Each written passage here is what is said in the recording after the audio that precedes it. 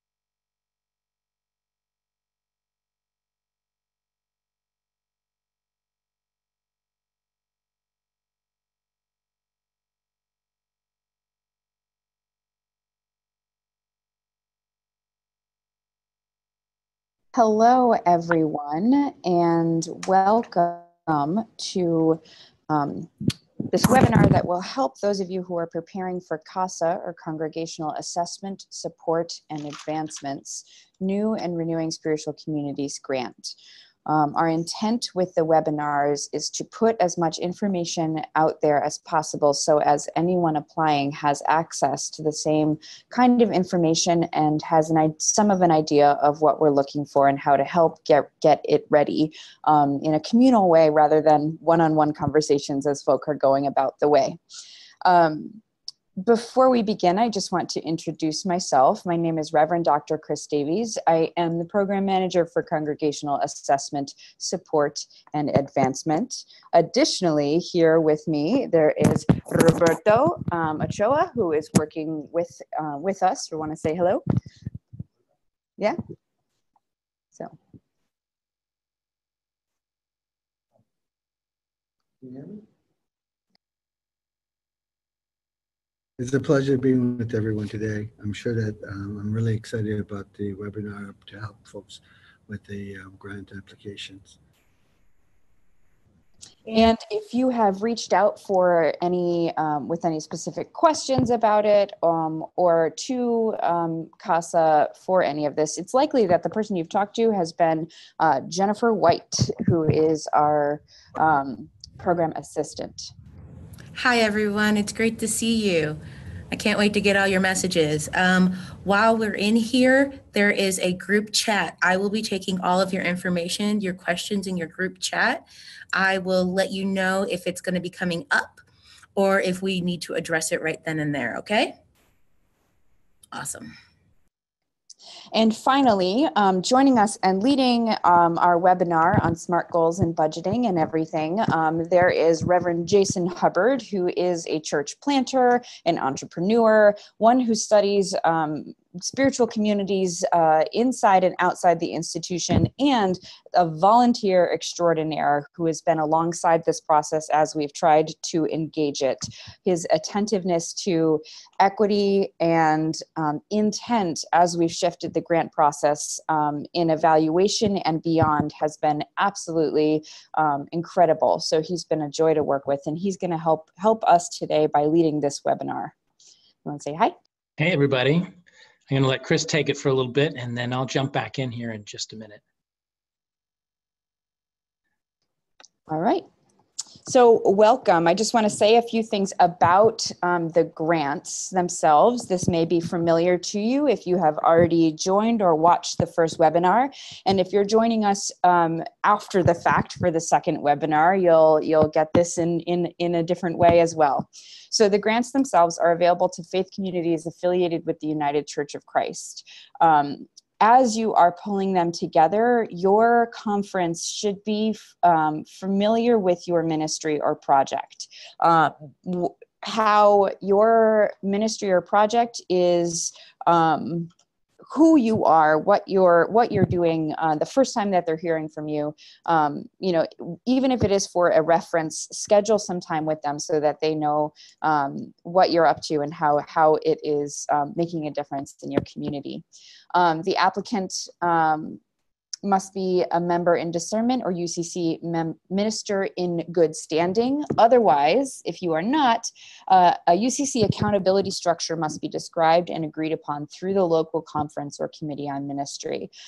So, even since the last webinar, I've gotten several questions on that in particular, and there's a question in the application which addresses this directly in the support section of the short answers, which invites you to describe that accountability structure. As well, your references can mention it when they submit their reference for your project too. For each ministry and or pastor, there is a $100,000 lifetime cap for this grant program. So if you're a church or you've applied in the past, that counts towards that cap. So something to be attentive to. Very quickly, what is a new faith community? They generally, we engage them as they're starting at the very beginning. They're generally less than 10 years old in that time frame. They're creating something new outside of the institutional supports of local churches. And they may have some connection to the UCC churches nearby, but the leadership will be distinct. So the board that operates, the leadership board or those in leadership positions that operate for the new project are not overlapping with the same board or leadership project with a renewing congregation or an established church. And a renewing congregation or established church is a congregation that's trying to do a new thing from within the context of their congregation. They've got a board, they have accountability structures. You may be seeking, one of the things we'll be looking for is how the new project is supported by the congregation in terms of leadership, volunteers, and financially. And then this isn't written on here, but a project of renewal, one of the things we'll be looking for very clearly is a theory of change. So we addressed that in the first webinar. The link is on the webpage as to what exactly that is. But in very brief, what that means is if we do this, then this will happen. It's not just we are seeking money for our operating expenses, but we are seeking money because we want to do a project of renewal in order to make a change in the congregation and the community where it is present. Having defined that, just note that it's a little bit blurry, particularly for kind of adolescent congregations, one might say, or communities. Apply for what fits your situation best, and it's okay if it's a little bit blurry. There are different matching requirements for new communities and established communities, and how the evaluation team addresses the matching and the kind of grant is in conversation with your mission, vision, and goals. So that is something to be attentive to. As we move into the webinar, I just want to lift up some basic Zoom etiquette. Please make sure that you are on mute throughout the course of the webinar. If you have questions, as Jennifer said, throw them into the chat and she will help us. We invite you to share generously of your conversation or what you're working on in this as well. And at the end, we're going to go into some specific Q&A. There we go. Okay. Are we ready? Beautiful. Hey, I just want to quick say before we begin a bit of gratitude to each and every one of you who's taking the time to be a part of this and for the vision that you're bringing. I get a chance to talk to people all over the country, and you are some of the most vital and inspired folks out there. So it's hard work, and I'm hoping this will be a bit of help to that work, so that you've sensed you've got some folks and some ideas behind you and working your way towards this application. Moving along from the basics of the program, I want to take a quick look at the mission and vision thing. That was the last thing we left off with, and really re-emphasize to all of you how important it is to have your mission and vision really tuned up for this application.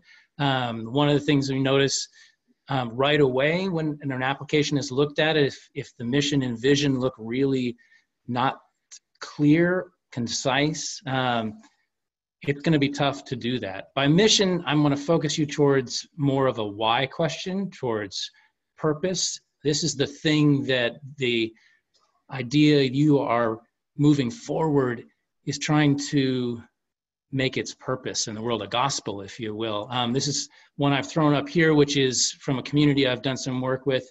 Very short, very concise. We exist to free the mind, to grow the soul, and heal the world. And from there, you get a little larger explication of that mission through a vision that talks about how they go about doing that by creating and sustaining liberating spaces and opportunities that invite deepening practice in spirit-rich relationship in order to manifest love and justice for all people and the creation.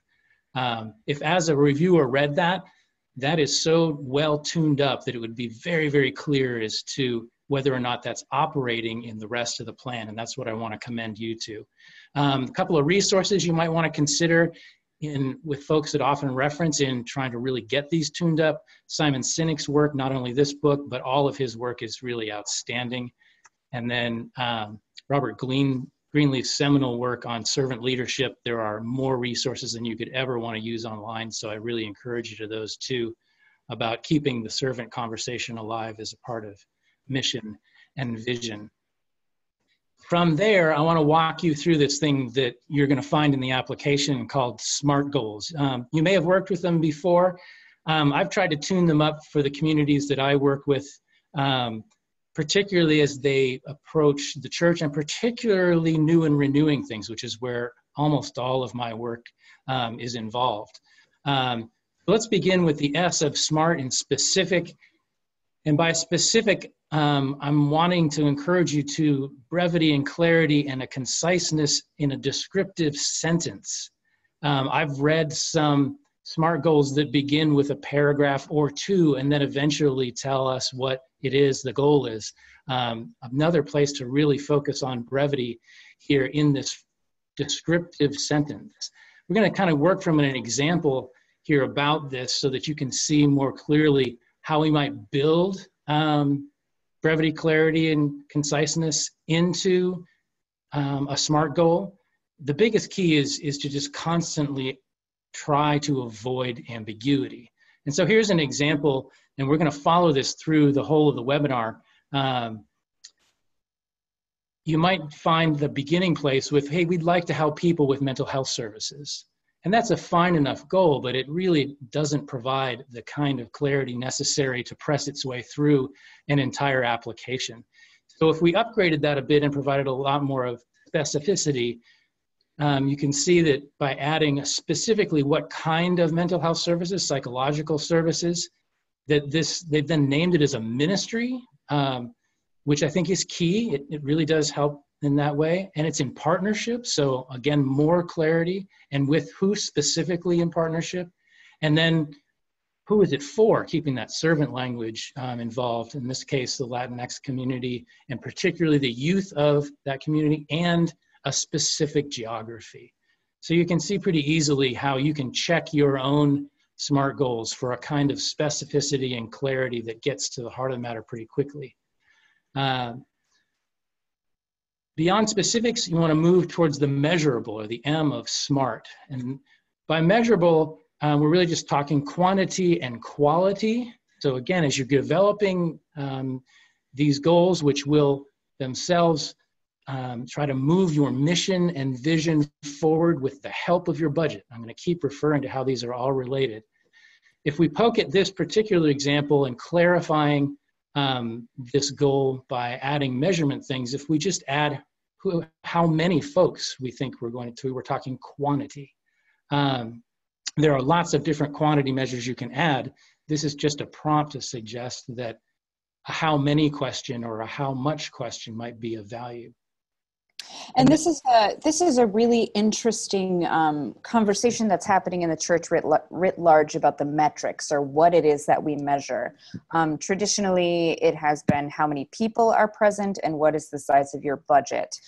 In your SMART goals, this is also an opportunity for you to think about the metrics that invite more creativity, metrics that are in alignment with your goals and your mission and vision. It's not just that the church will grow to this many members, but maybe how many encounters are present, how many people are engaged as a result of the program, or how much time has been volunteered as a result of what has happened. But to get really creative with what you're measuring. The number of people is important. But you can get beyond that too. I heard an example of a church that was moving towards they did a sermon series in Texas somewhere that what they wanted to do was impact joy.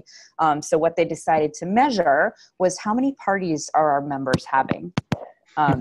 Given that joy might have parties. So it was silly, but it was a way of seeing that they made a difference along the way, not just we've done this, but before we did this sermon series and workshops or whatever they did, our people hosted 2 to 3 parties a quarter. 2 years later, we now notice that they're hosting 5 to 6 parties a quarter, or whatever it is, just to be really creative in that measurement there. Yeah, and Chris, you're really reading the mind of the presentation, because this next bit of it is all about ways to be more creative with metrics. Because we move from quantity, which is sort of the mechanistic way in which most institutions have been encouraged to measure, and start talking about qualities. So that what kind of psychological services as a measure of a particular form. And then in the bottom, in a way that meets the expressed needs of the Latinx community. So you're holding yourself as a community accountable to the actual expressed need, or in your joy example, the expressed experience of a community. And once you're into the qualitative, I think the whole metrics thing really blows up in a beautiful way. So really take the time to ask yourself about measuring quality. And I want to give you a way to do that, which I find is really helpful. It's to talk about a language of expectation. So using Chris's joy example, it would be helpful to literally measure an expressed quality of joy in the congregation as you start, and then ask people in a very simple way, is your quality of joy at the expectation level you thought it would be, having participated in this program, exceeding it? Is it more or less? So in that way, you don't even have to count.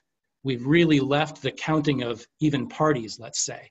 It's, hey, members of our congregation clearly expressed that the level of joy they now experience exceeded their expectation before the program started. So yeah, go with new and creative quality ways of measuring. The next one is a real interesting challenge that some SMART goal people call this achievable. The actionable metrics, I think, helps because it plays with the language a bit. Actionability is about achievability, but it's particularly with your available resources and your current environment. I read a lot of applications and run into a lot of communities that have some really, really fantastic ideas, but have really failed to ask the question of, do I even have the possibility of putting this into action given what my resources are and what my current environment is? And I think, Chris, you might jump in here and speak a little bit to how the application budget, which we'll get to later, asks you to look at your opportunity both with grant money and without. so that the resource question is alive. Do you have a way to get further towards your dream, your gospel for the community with and without the funds? And us being able to see the difference and the impact the money can make a huge difference in your application. Just suggesting that, well, if I don't get the money, nothing is going to happen, is generally not, I think, going to be a helpful way to proceed.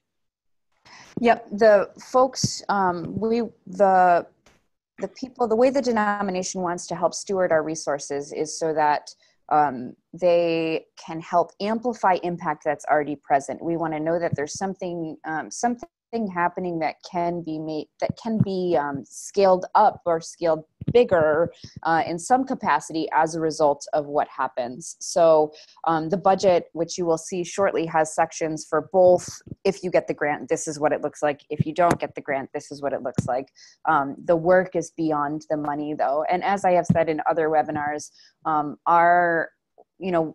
the support that you can get from our office is not only financial, it's also relational. It is also putting you in conversation or contact with other people with similar ideas or resources beyond the financial as well. So I just want to name that in this space too. Yeah, it's super powerful. Thank you. Your actionability or your achievability is, I'm going to focus in on 3 particular areas. The first one being people. Actionability is not something that I find you're generally trying to force into a SMART goal, but it's really something you use to press on your SMART goals to see if you've really got them as clear and concise and as rich as you can get them. These 5 categories, which I'll just let you read yourself, really are helpful ways to talk about whether or not you have an actionable opportunity here. It may be a great opportunity, but if you don't have willingness both on the part of your internal stakeholders and the community you're hoping to serve, you may have very experienced people around, but that experience may not prove effective in the ability to serve a particular community. And then permission, I think, is huge now, especially when we talk about bias. And there's some work done very helpfully in the world of toxic charity. If you're not familiar with that, I encourage you to it. And then, just raw skills, which is probably the most obvious. But when looking at both the people who are going to create and sustain a kind of ministry and those who will be served, I think these 5 criteria could be really helpful to you. Testing actionability also works on process. So within your stated opportunity, is there a defined process by, let's say for this example, how exactly would sliding scale psychological services be delivered into the community? Is that process sustainable? It's great if in year 1 there's a bunch of money for some portion of it, but then if the budget doesn't show its continued support or a way that support transitions into a different area, we're going to be wondering, well, it's a wonderful idea, but I don't see sustainability in the process. You can think about structure in that process that helps us to be assured you've thought about contingencies, particularly. How could this particular ministry struggle? Thinking in that kind of negative space can sometimes be really valuable to making something more robust and saying, oh yeah, I didn't think about what happens if all of a sudden we have a communication problem because these are young people, in our example, for how are we going to get to them?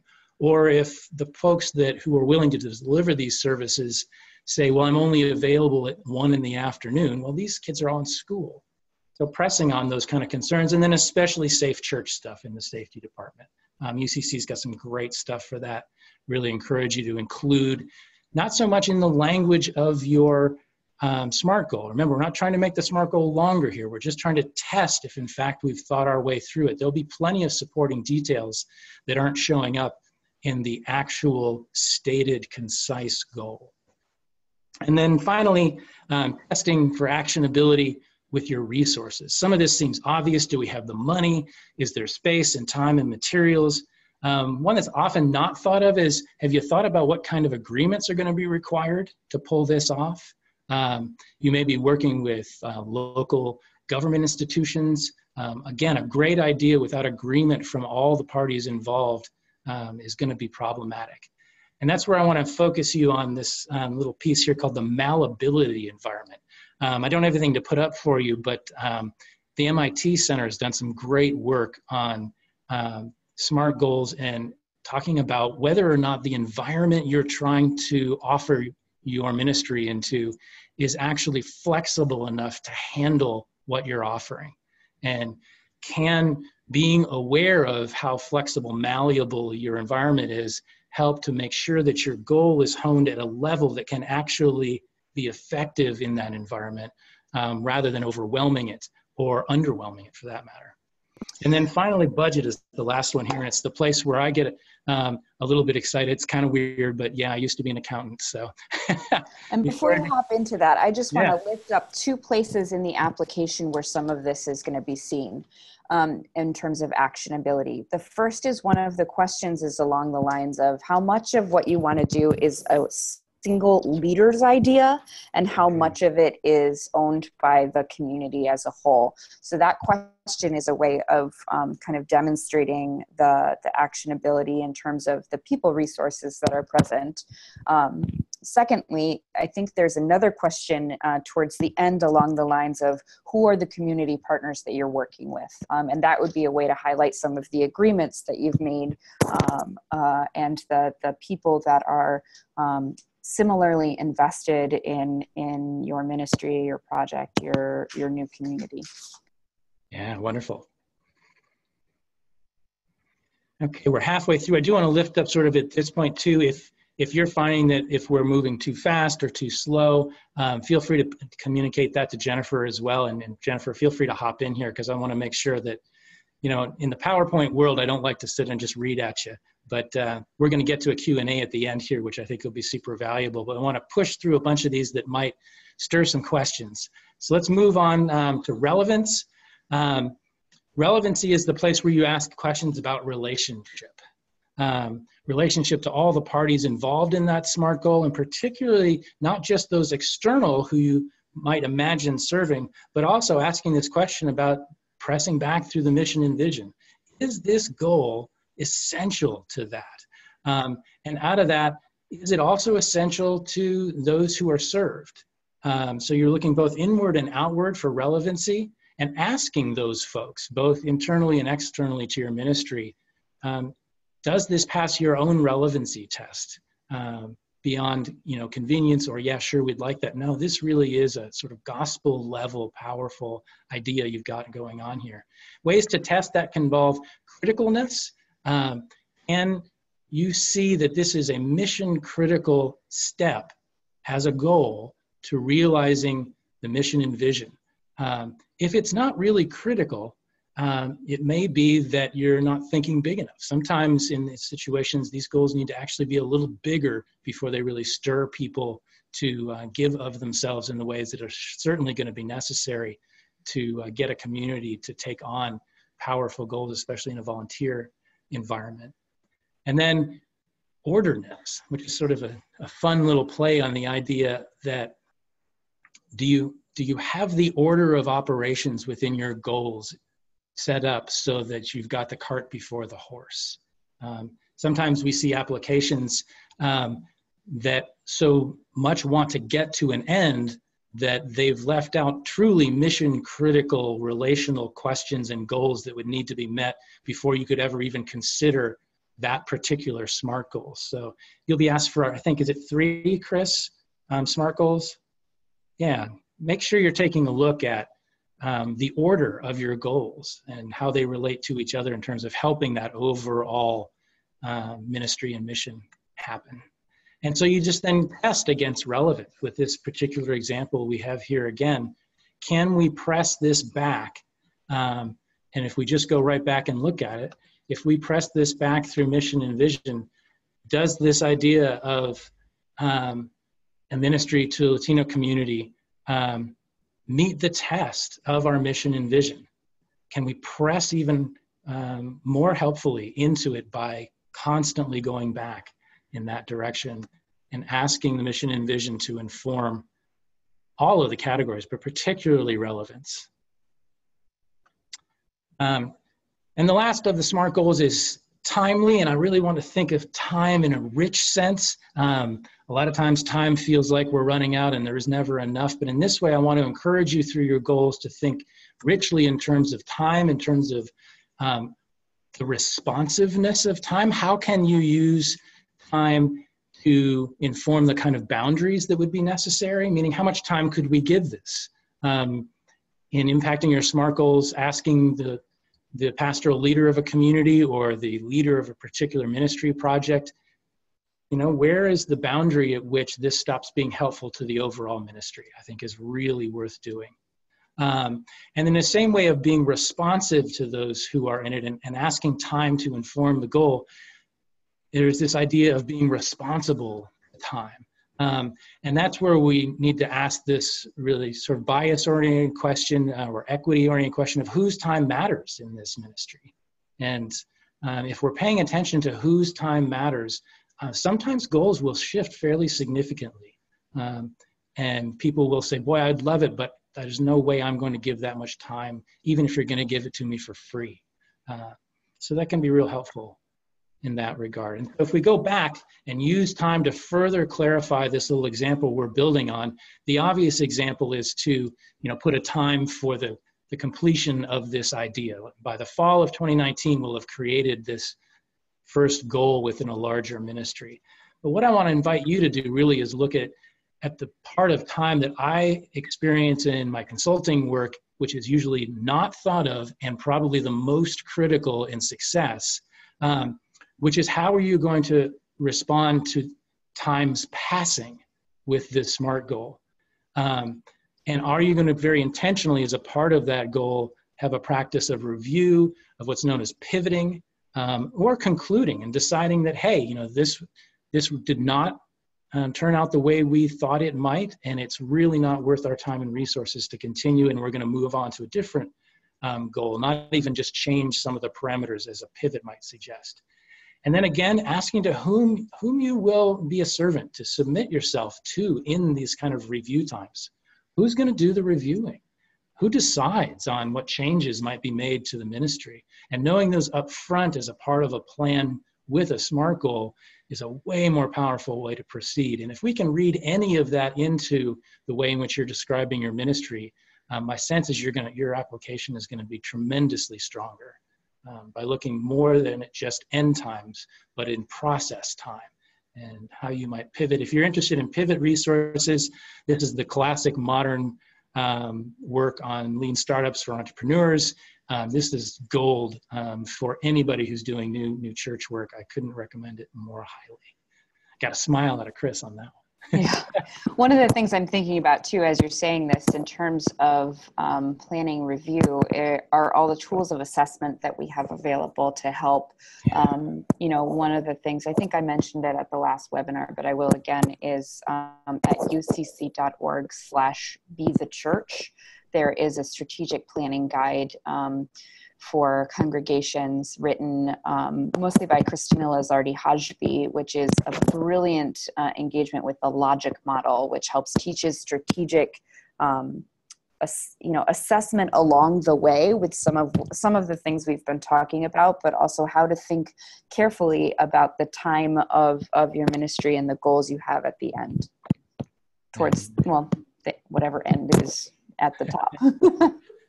All right, so this whole example that we've been building here on the idea of a first SMART goal, one of many, I'm hoping it is opening you to what real potential pressing on SMART goals in your particular ministry can have to fleshing out a lot of opportunities for success. Super critical to that is probably one of the biggest flaws I've seen in new and renewing grant applications, which is your ability to tie those SMART goals directly through your mission and vision to your budget. So let's take a look at this little piece here that's going to talk about a downloadable file which you'll find within the application. And it would be helpful actually for us to know, if you're listening along right now and this is during the live webinar, to send a chat to Jennifer and let her know whether or not you've actually opened the application yet and or whether or not you've been able to download this budget file. What you're going to find is the first priority is you've got to get it downloaded. So if you need technical help, please do get it. I'm going to actually hop in there and talk a little bit about technical help, Jason. One of the things that we are aware of is how the people using this application are engaging the technology.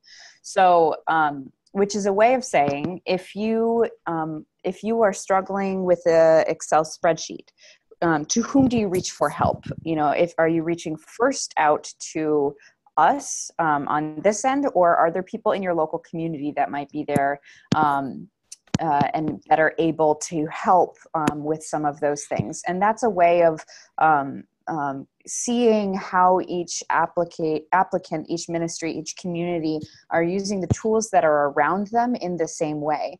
Having said that, it is a noticing, and if you have a problem in particular that you think many people are going to struggle with, please do not hesitate to reach out. We are also here to be in conversation with you along the way.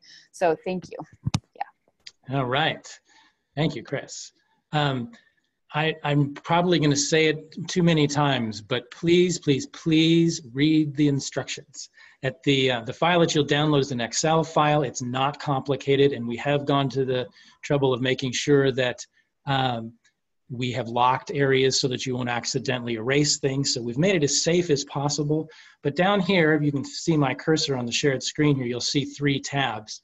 When you download the file, it should open to the instructions tab. If for some reason it doesn't, just use your cursor and go over here and click on instructions and it should come up. I'm not going to read these instructions to you, but they should help you with a lot of the most basic questions.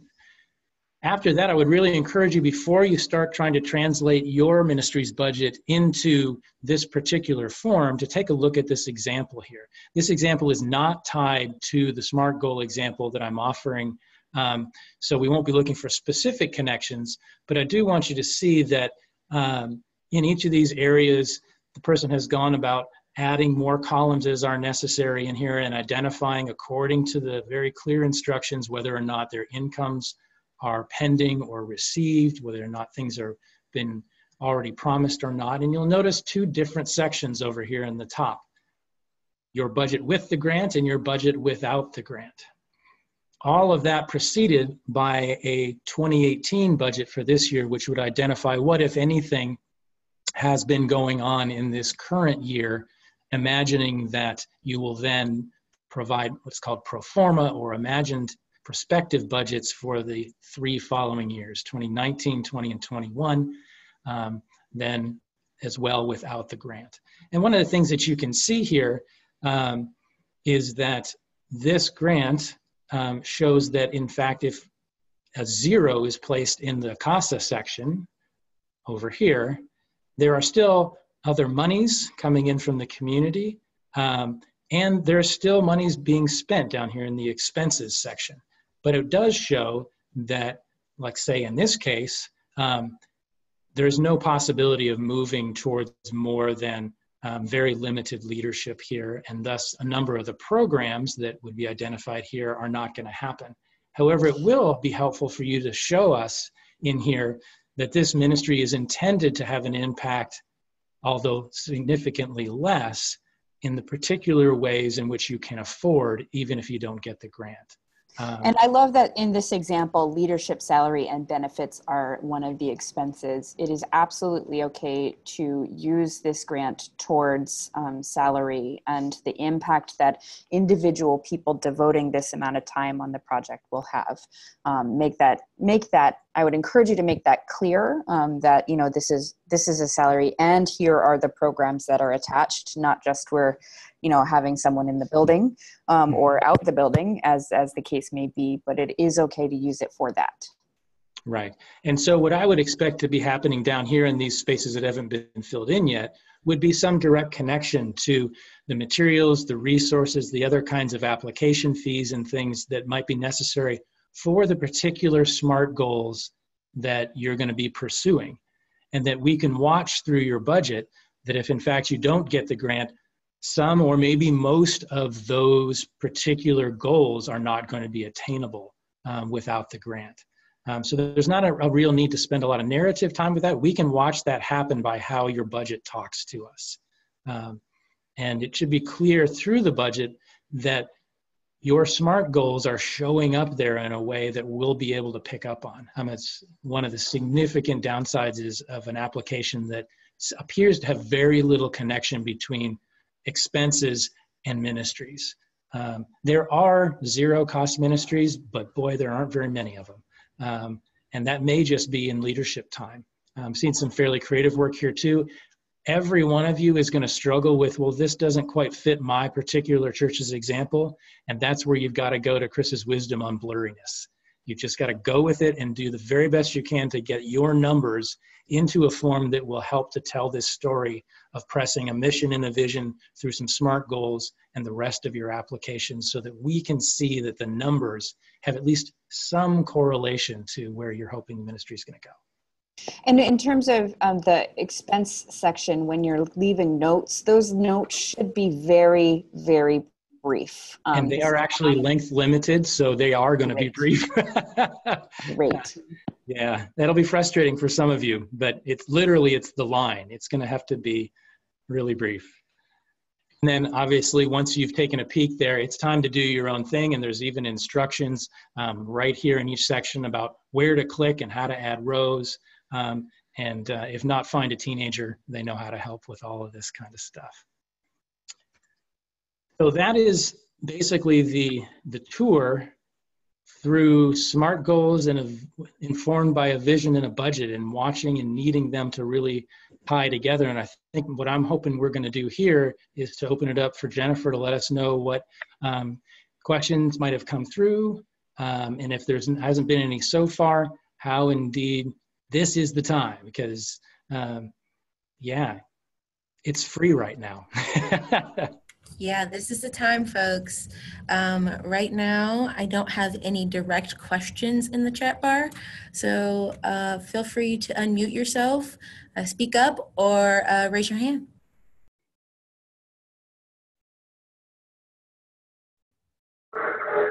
Hi, calling in from Hawaii. I've tried to get into your budget on the sheet we're supposed to use, and it seems to be password protected, and I don't see any password in the information you've provided. You may be clicking on cells which are not allowed to be edited, and there is a password to prevent you from editing cells that aren't designed to have any other information in them. If you're having some other problem, that would be something we'd want to take a look at. Okay. I'll communicate offline. Thank you. Great. Yeah. All right, I have a question here. What is the required coaching for grant recipients? Who are the coaches? What is the timeline, etc.? I think this is great, and I'm curious to learn more about it. I'm going to give that one to Chris. I'm so glad you brought up coaching. We are so invested in the ministry that you are hoping to bring into being that we want to help you achieve your best success into it. Part of the way in which we do that is via coaching, which is we invite you to budget into that as part of it to help demonstrate how that might help keep the legs on the ground, so to say, of the work that you're doing, to have an outside source who is not necessarily bringing wisdom about the project in, but one who can help you access the wisdom that you already have just through creative questioning and invitation and beyond. So we are kind of pulling together what we expect of coaches for the next year, and that will, like so many things, has been in a bit of a transition, and we will do our best to make sure that those coaches are able to serve the grant recipients well and help the grant go further as a result. So I am in communication with recipients afterwards, and we'll work with them to make sure that is as excellent as it can be. And there are a couple questions here in line, but since we're already on this topic, that same person said, Chris mentioned budget in. Was this literal? As in we need to budget into our grant budget, or figurative? Oh, good. I am. It is very literal. So one of the things that we can, and I will actually thank you for asking that. I will make a note of that on the application, is that coaching costs generally in the realm of about $3,000. And so to have that as a line item on your budget is a way of showing us too that you're held accountable and inspired by helping this move forward in the ways in which you describe. So the coaches are not, the coaches would not be holding you to anything other than what you've written in your mission, vision, and SMART goals and budget and beyond. They'd be in conversation with you, and they would be the person, if you wanted to talk about, hey, we're experiencing a pivot, like what might this look like? They would be that person. It is, coaching is other than that you are doing it and some kind of quarterly updates, confidential. So if you're saying this is falling apart, it's someone for you to talk with about that along the way, and they would still continue to let CASA know that you are in relationship. So that is something as well. Yeah, I'll jump in on that for a second too, Chris. Then your coach, really, I would hope you would consider, and this is the way I and all the coaches I know work at their very best, as expert process people. And as you mentioned, working not so much with what should I do, because you've defined that. If you've made it through the gauntlet of a grant process like that, you are one of the very few people whose ministry has been exceptionally well thought through. The coach then serves to help action and be a process expert in that opportunity with you. So if there's concern about someone who might come in and try to control a project, I would never expect a professional coach to be trying to manage a situation like this. I just want to follow up, and in the chat there is a question from Pastor Thea. If you have access to, or you are already working with a coach, and you receive the grant, what we would need is to have that person be in conversation and agree to the same standards of coaching that we are expecting of all of our coaches, and communication that we're expecting of all of our coaches. So you don't have to dedicate necessarily that $3,000 if you already have access to that and you're already working with a coach, but you can note that. You can say coaching, like 0 star, we are doing this through the conference. And I know that for some conferences are working directly with the IFC coaches. So that is up to the standard that we are expecting. So I do want to name that too. All right. Our next question is, we are asked that our references be familiar with our budget. Is there anything particular we're expecting here? You know, that would be a great question for the, if you share your budget with your references, then what they can see is they might see something you're not able to see. So they don't need to say, like, I saw the budget, but they might see the budget and know that, you know, something that they might catch, that it's unattainable in this budget, or that you're asking for too little for what you're trying to do, or that, you know, this is not necessarily in line. So it's just a way of inviting the references into the process, and that they know what they are endorsing. Yeah, and I've seen some really powerful examples of providing maximum information to references and them creating partnership opportunities that nobody thought were possible. So don't underestimate the power of really getting your reference as close as they have time and ability to be to what you're trying to achieve through the application. The next question here is, should the video be about the SMART goal specifically, or about our church in general, or both? That is a way for you to just talk about what you're doing as a whole. It does not need to relate to the SMART goals specifically, but it is a way of showing passion. It should not be a video that is sparkly. It really is just an iPhone video or something like that that is that can be conversational, and it is not required. Next question is, I would appreciate thoughts on mission vision statements. I've watched the first video, mission draft, is, here we go, hold on, empowering and embracing Christians and non-believers by recasting the blood of redemption and unveiling the female feminine Christ through the use of written liturgy materials and the arts, especially music, paintings, photography, and drama. Funding would be for me to serve as a theologian in residence at the church to implement the project over 2 years. Also, may the money be used for commissioning works or helping to do so. So the draft of the mission and vision. So I get a concept of what you're trying to do through that. A couple of things that I would lift up is that, is this in a conversation with the actionable SMART goal, is this something that is one person leading it and is entirely one project? Or was it the relevant one, Jason? Either one. Is it one person that's really doing this and it's one person's project and it's a funding of that? Or is there community and congregational buy-in?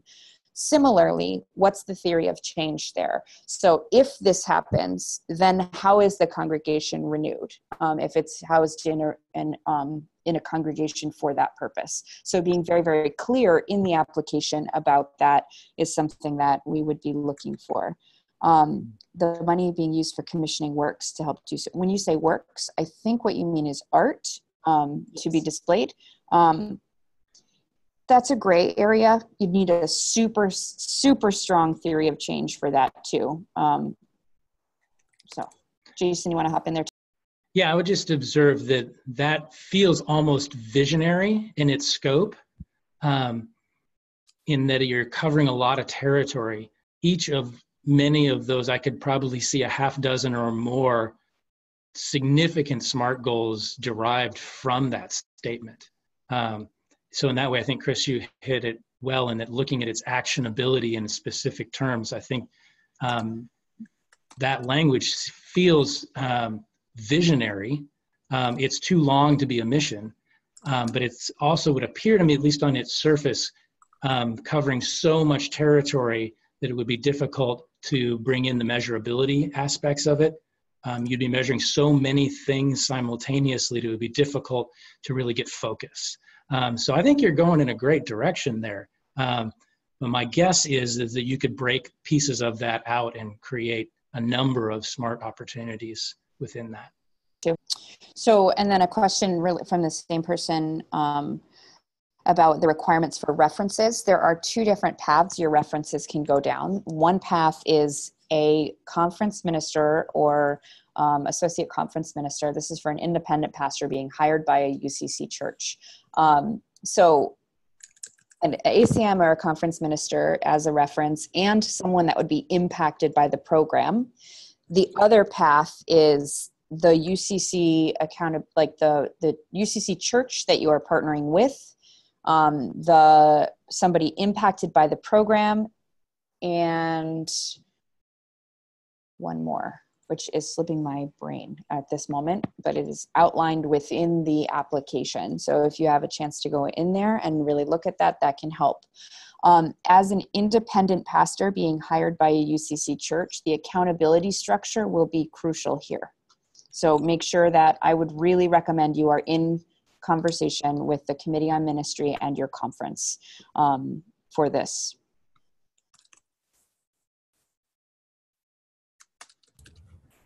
Can you share the grant process timeline following the June 7 application deadline?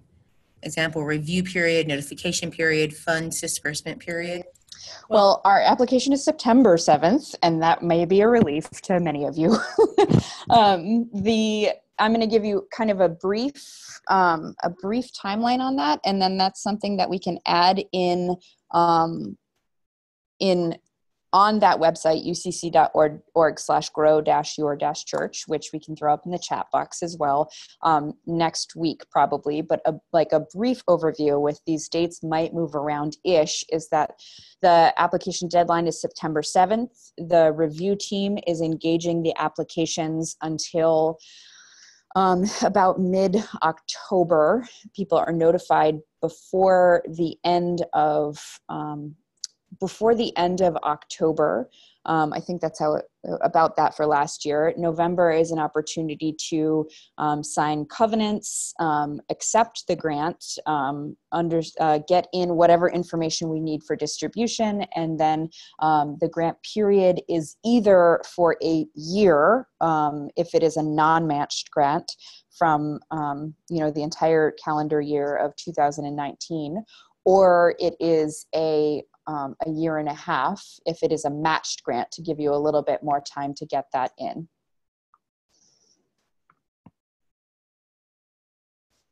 And we'll have that up on our website very soon.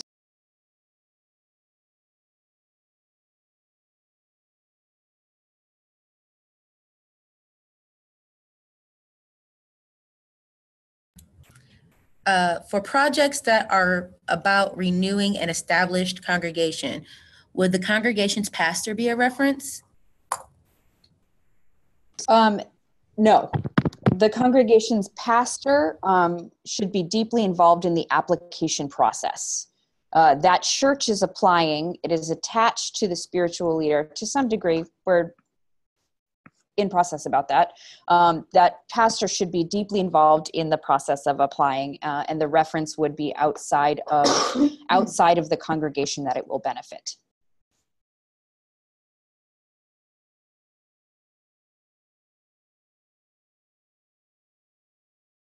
Any other questions before we begin to wrap up?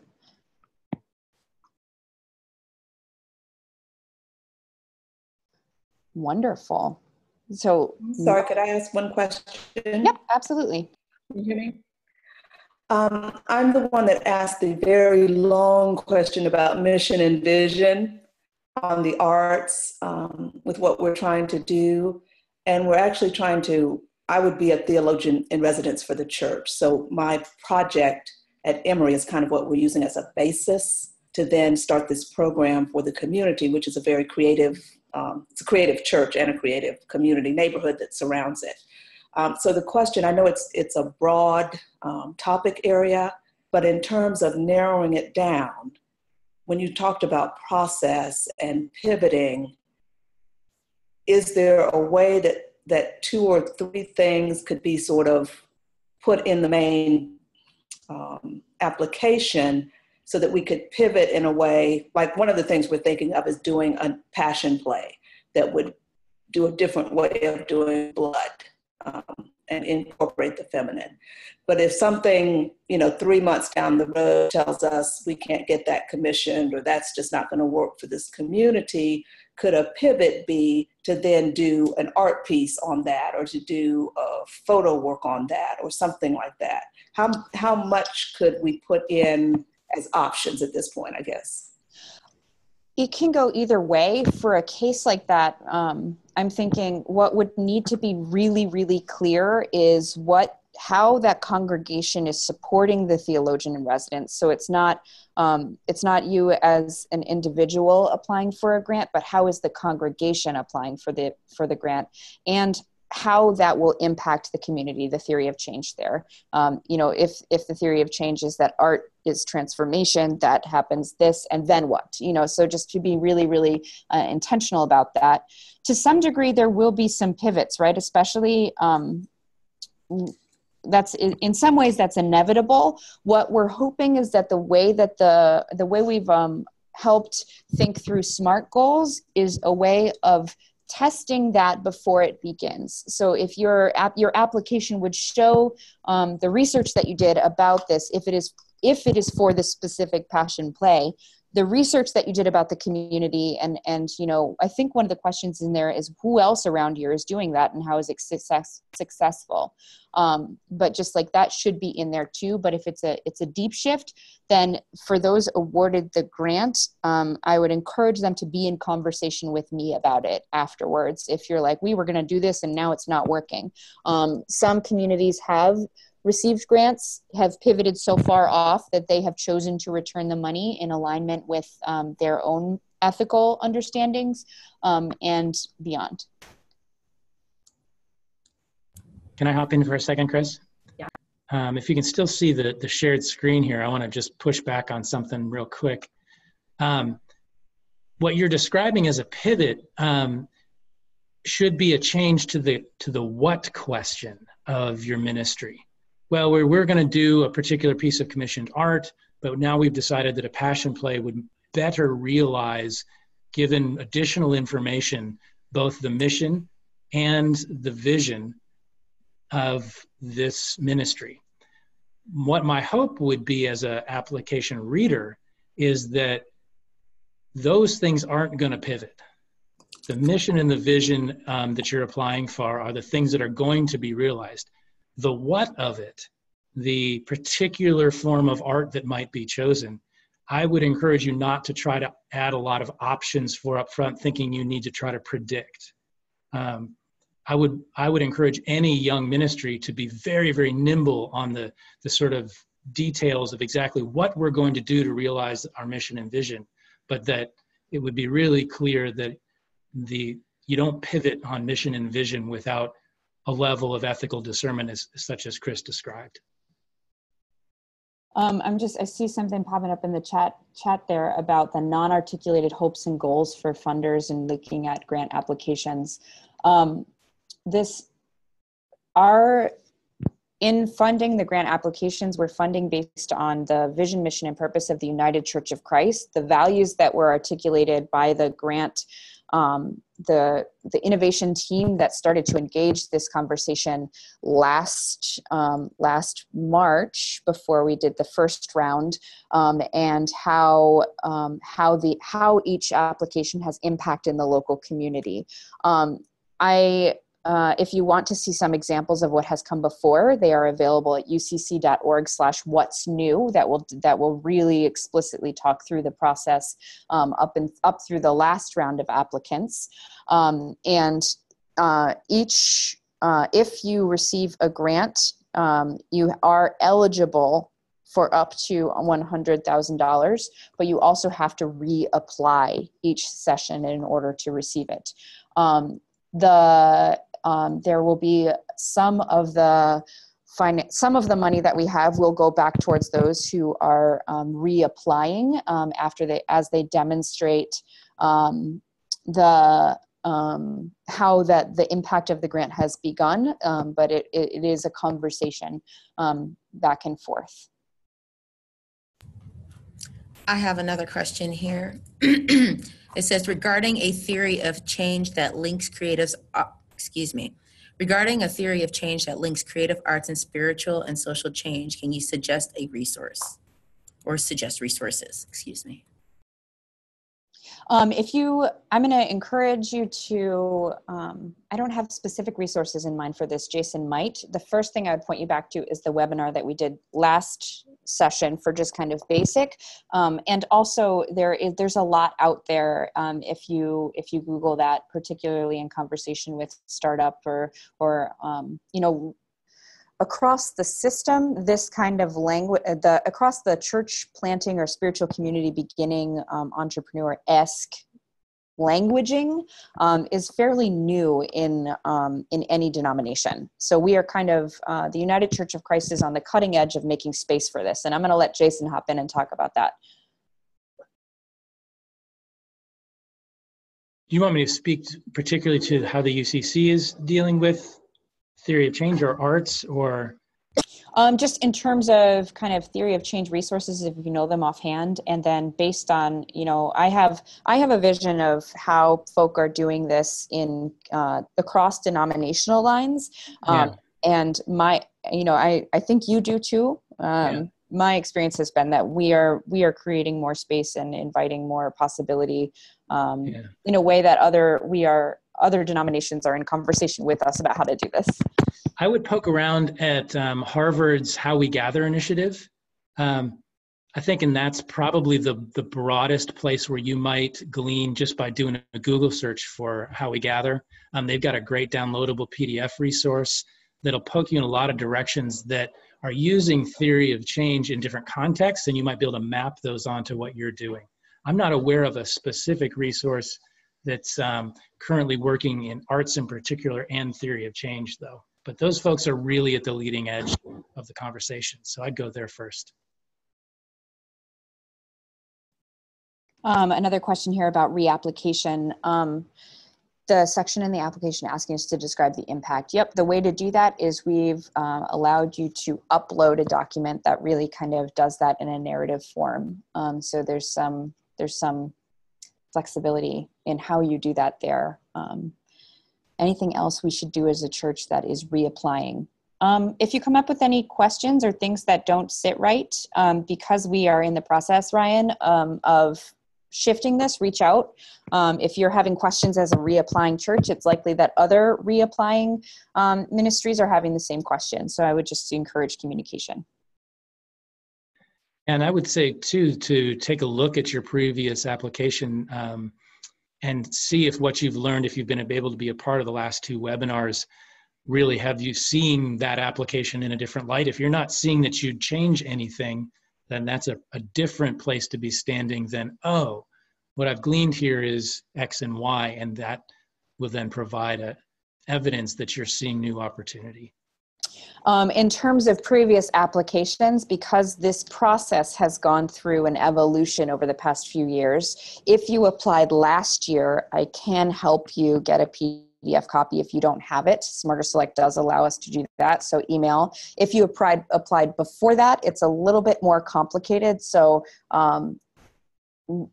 it may or may not be possible based on some of the transitions we've experienced along the way.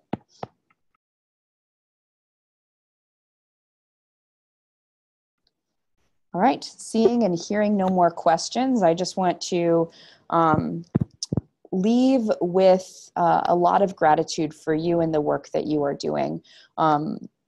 I am hopeful that this is inspiring conversations and encouraging folks with the idea of something new to think about it with intention along the way.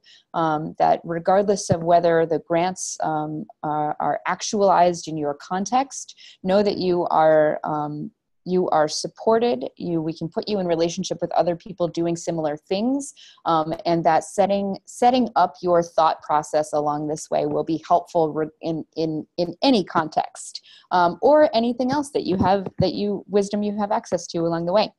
I want to note that our final webinar is on August 13th at the same time.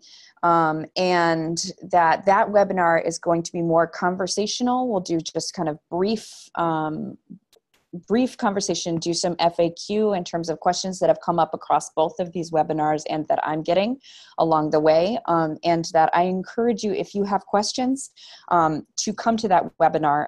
I'm trying to be very attentive that we are doing this work in community in preparation, that it's not coming directly to our office in different access to information than other folk have. So that is the intent behind the webinars. Thank you, and could you help me in saying thank you, especially to Jason, who has volunteered of his wisdom and time along the way. So thank you, Jason. Thank you, Jason. Thank you to you folks. This is amazing. Thank you, Jennifer. Yeah. This is great. Thank you all so much. This will be available as a link on that webpage thereafter, and we'll also send it out to all of you who have registered via email. So thank you very, very much, and cheers along the way.